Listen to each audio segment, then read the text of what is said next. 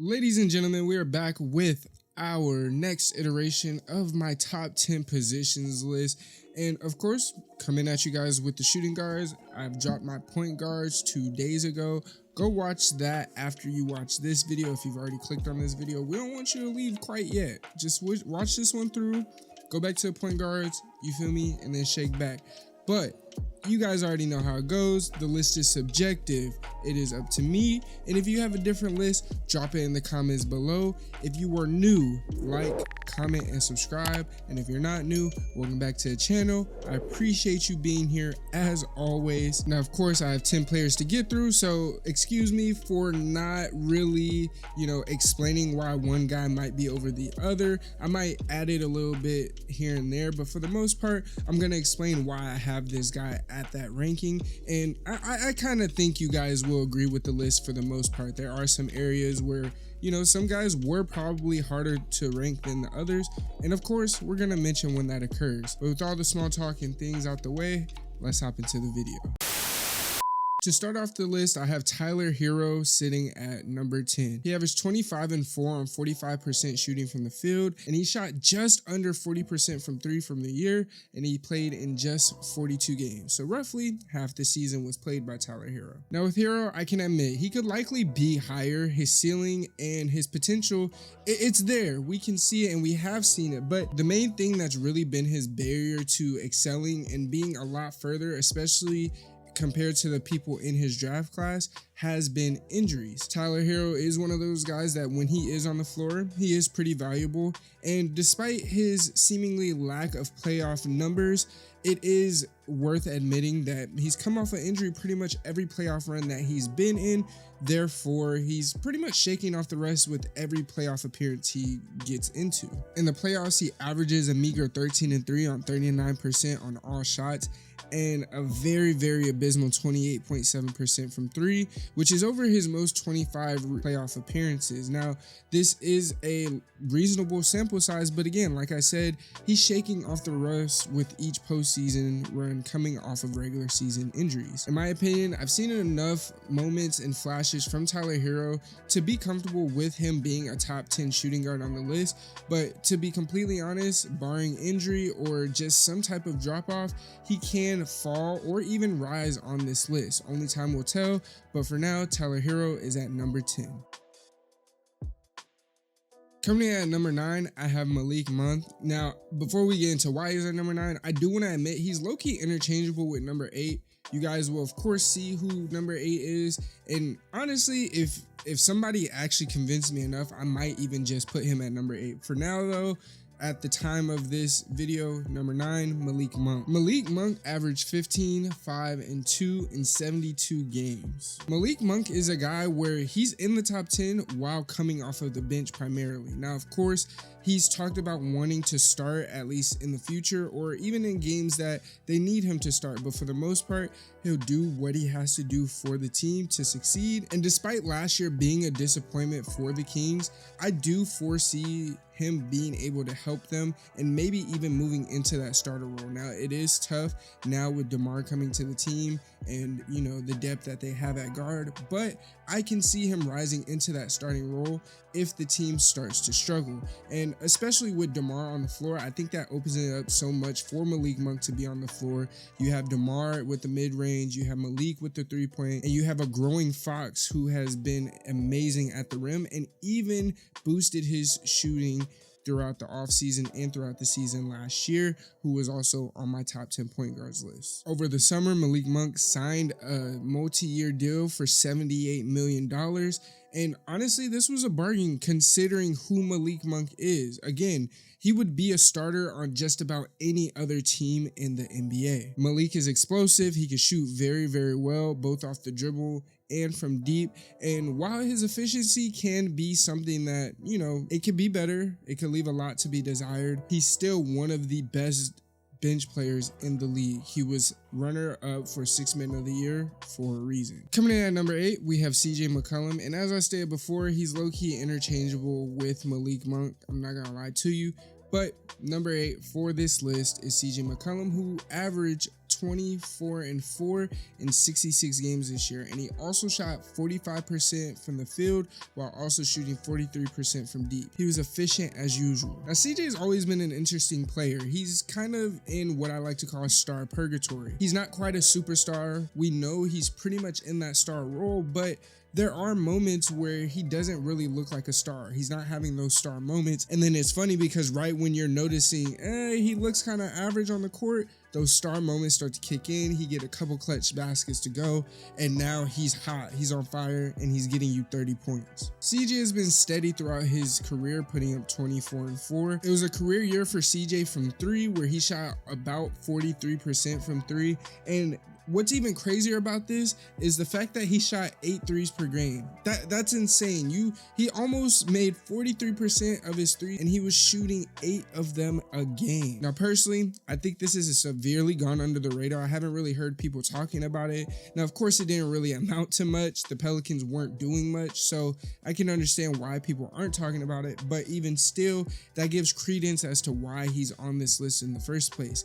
He was shooting the lights out, and of course, he's been the main leader for that Pelicans team since he got there. His 3-point shooting percentage last year is largely the reason why I have him over guys on this list like Bill, Cam Thomas, and Dante DiVincenzo. Now, of course, I think 2 of those 3 guys will get on this list at some point in the year, maybe by the end of the year, but even still, that's part of the reason I have CJ over them. He was shooting immaculately from 3.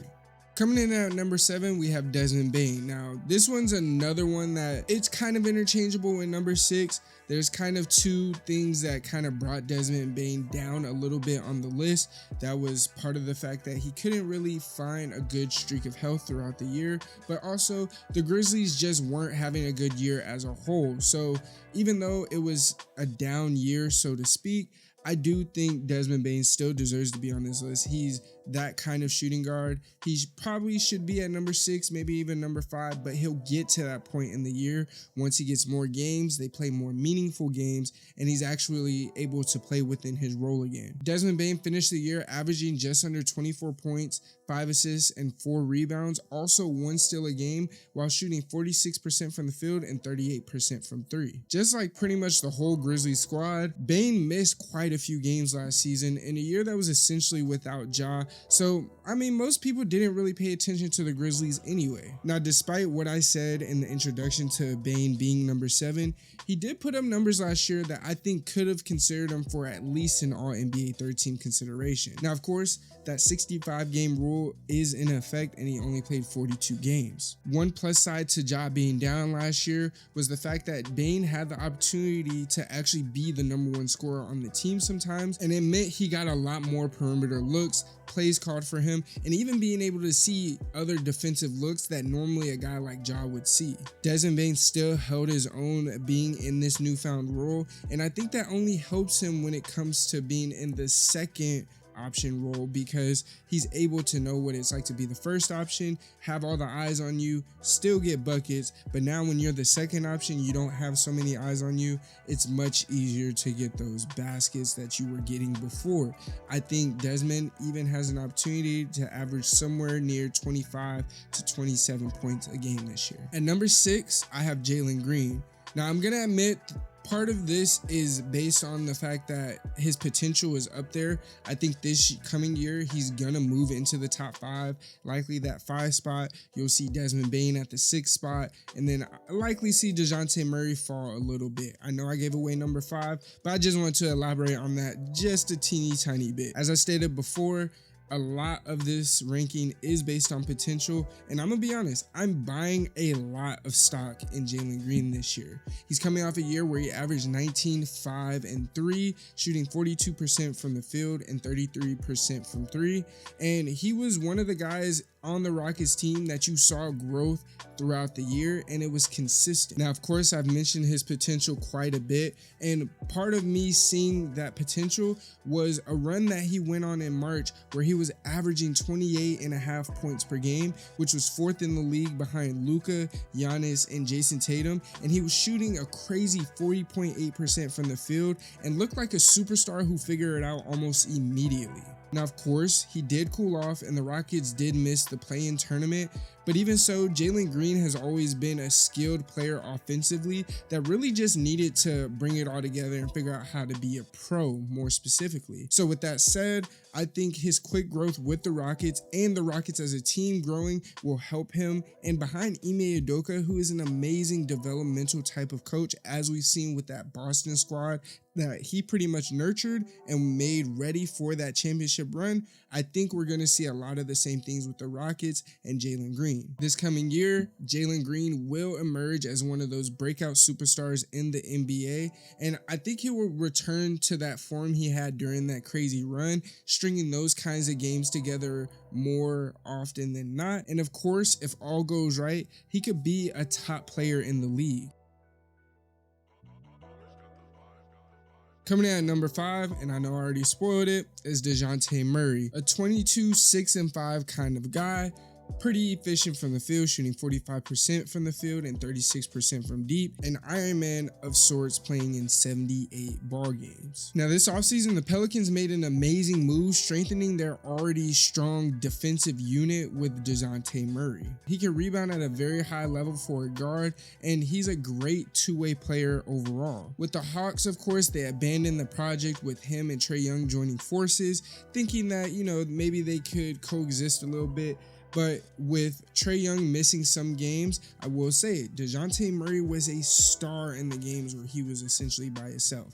Now, of course, we saw how they clashed. Their play styles, more specifically, they clashed. It wasn't working for them. So, of course, they had to get off of Dejounte because Trae Young, he's that franchise guy. Specifically, in the 28 games that Trae Young did miss, Dejounte was a dog. He was averaging 25, 6, and 9 assists, and that's not a bad sample size, just under 30 games. Murray showed he's still as good as his one All-Star appearance shows, and to me, I think he'll likely gel very, very well with the Pelicans, especially since he's more of a pure point guard. CJ can move over to his shooting guard role as he normally is, and not handle the ball as much as we've seen in the past, and we can actually see Dejounte be the starter for this team. Him and Zion can coexist very, very well. I think this Pelicans team has some competitive games ahead of them. Now, the only question to be had with regard to this team is, can Zion remain healthy? The superstar, the guy it all revolves around, can he stay healthy? Now, of course, it's not up to Dejounte Murray, so we're going to continue on in this list and talk about Zion and his health and the Pelicans in another video.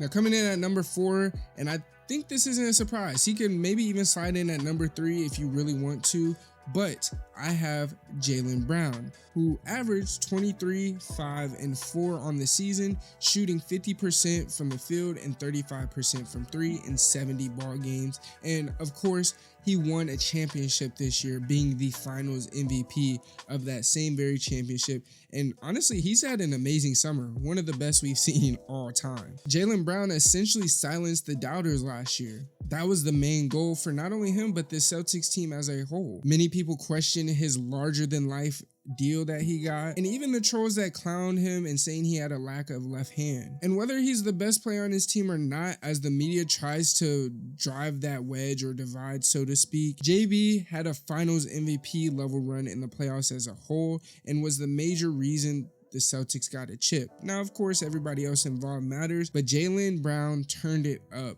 in the postseason. Now, I will admit he did dip a little bit in the Eastern Conference Finals, but when it was time to get to the finals, he was able to turn it right back up to where it needed to be, and again, took that finals MVP on home. I don't think I have to say too much about Jaylen Brown because we know how this year has transpired, what he's coming off of, and I think it's going to be a great year for the Celtics again. It might be one of those years where they just don't lose at home. It might just be one of those years. Now, before we get into the top 3, if you watched this far into the video, first of all, thank you. I appreciate you. But secondly, if you're not subscribed already, go ahead and do that for me. It only takes 2 seconds. I appreciate it. We're going to hop into the top 3 right now. Going in at number 3, and that's Donovan Mitchell. Now, I always thought, and still think to this day, Donovan Mitchell is a very, very underrated player, a guy that not many people think of, and a superstar in the regular season and just the ultimate playoff riser. Now, of course, there are many rumors about Donovan Mitchell leaving the Cavs this offseason, and these rumors were quickly put to rest by Donovan Mitchell himself by signing a long-term deal with the Cavs. Now, at this point, it's abundantly clear the Cavs title window is open, at least in their eyes, their front office's eyes, because if you're signing Donovan Mitchell at this point in his career to a long-term deal, you're believing that he can try to take you guys to the promised land with the other guys like Evan Mobley and Darius Garland actually developing, becoming better players. Last season, Donovan Mitchell averaged 27 points, 6 assists, and 5 rebounds per game, and he shot 46% from the field and 37% from 3 in 55 games. Donovan Mitchell was his usual self in the playoffs. The Cavs, unfortunately, were eliminated in the second round of the playoffs, but he averaged 29 points, 5 boards, 4 assists, and shot 47% from the floor. Now, of course, the Cavs did lose to the eventual champs, so there is momentum with regard to making a deep playoff run coming next year, because you lost to the champions. It's something that you can, I don't want to say hang your hat on, but at least say we didn't lose to a team that went home. We lost to the team that won it all. So, you know, maybe there's some silver lining to where we could be any other team till we face the champions. Those are the kinds of things that coaches have to like come up with, kind of trick the mind a little bit. I don't think it'll work. These are grown men, but hey, bro, you never know. That State Farm commercial just made my face super red. But we're going to move along and we're going to go to number 2. And number 2 is none other than Devin Booker. It's crazy because I battled with number 2. I think number 3, 2, and 1, they're interchangeable depending on your preference. If you're a guy that likes hard-nosed defense, someone who is going to get after it, I'm assuming you're going to go with Ant. If you're a guy that likes very skilled guys, Book. And if you like two-way players, not to say Ant isn't a two-way player, but if you like two-way players, I would go down to Mitchell. But in any case, Devin Booker was solid in the 68 games he played, and this year he turned into playmaker Book. He averaged just under 30 points per game, but this was amazing because, like I said, he shifted to more of a PG role for the Suns, and he actually shows some promise and growth as a playmaker, averaging about 7 assists per game while shooting an efficient 49% from the field and 36% from deep. He was strong and even showed up in the playoffs, still averaging 27, 6, and 2 on 50% shooting. Now, with that said, the shooting guard that was opposite of him in that series and outlasted him, that was largely the reason I put him at number 1, and that man is Anthony Edwards. Now, I think once we had the Don at 3 and Devin Booker at 2, it was pretty obvious who was going to be number 1, and part of it goes with his amazing growth this past year, but also his potential going into next year. He's only 22,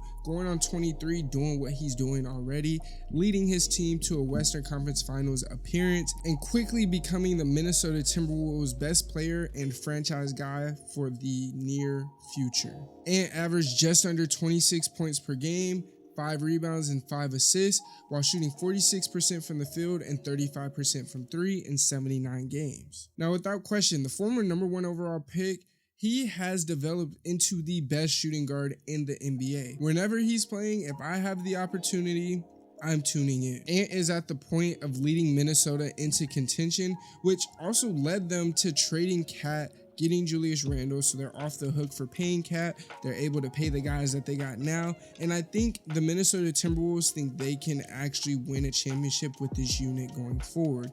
I think Julius Randle helps bring a little bit more hard-nosed toughness that Ant was already instilling within this team's culture, and Julius Randle just reinforces that. In the conference finals, he averaged 27 points, 7 boards, and 6.5 assists on 40% shooting from 3, in a run that included knocking off the defending champion Nuggets. Anthony Edwards is only going to continue to get better and better to the point where we're going to start seeing him in mainstream media, one of the main guys in primetime games, and he's going to be one of those guys where the media is trying to push him to a bigger market. Ant is personally my choice for the next face of the NBA, as he's not only a great hooper, but he's also very relatable off the court and has that tough, gritty mentality with plenty of skill to go with it that we haven't really seen in this new age NBA. I think he can genuinely get MVP be this next coming season, especially with Cat being gone, leaving more shots to Anthony Edwards going forward,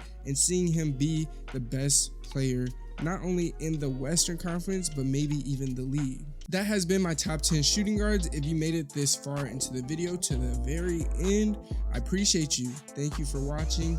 But I also want to say subscribe if you haven't already. And if you're a returning viewer, thank you for being here. Like the video, comment your list down below. Until next time, it's your boy TB with the greatest hoop stories in the base on the tube, and I'm out. Peace.